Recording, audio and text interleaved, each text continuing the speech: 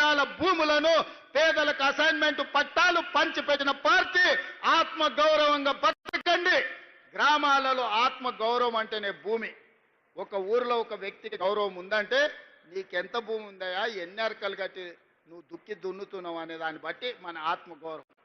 ఒకప్పుడు దళితులకు, గిరిజనులకు, బలహీన వర్గాలకు భూమే లేదు.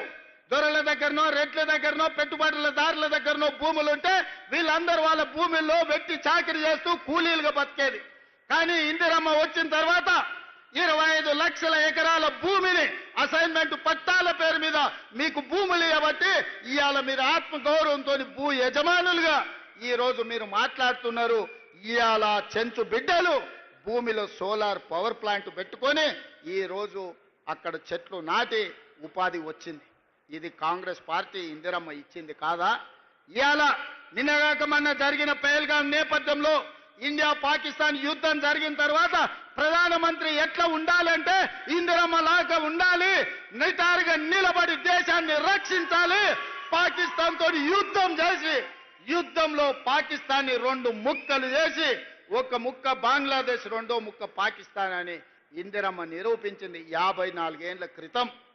అలాంటి పౌరుషం కలిగిన నాయకురాలు ఈ దేశానికి ప్రధానమంత్రిగా ఉంటే 50 ఏళ్ల తర్వాత ఈరోజు మీరు ఆలోచన చేయండి. ఎంతో మంది ప్రధానమంత్రులైన, ఎంతో మంది రాష్ట్రపతులైన, కానీ తండాలలో, గూడాలలో, మారుమూల పల్లెల్లో వాళ్ళ పేర్లు గుర్తు లేవు.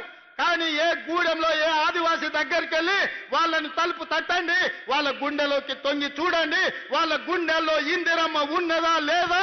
50 ఏళ్ల తరువాత కూడా ఇవాళ పేదోడి గుండెల్లో, తండాలలో, గూడాలలో ఇందిరమ్మ ఉన్నది అంటే మన అమ్మ కంటే ఎక్కువగా మనల్ని ప్రేమించింది, మన బాగు కోరుకున్నది, మన బతుకులు బాగు చేసింది.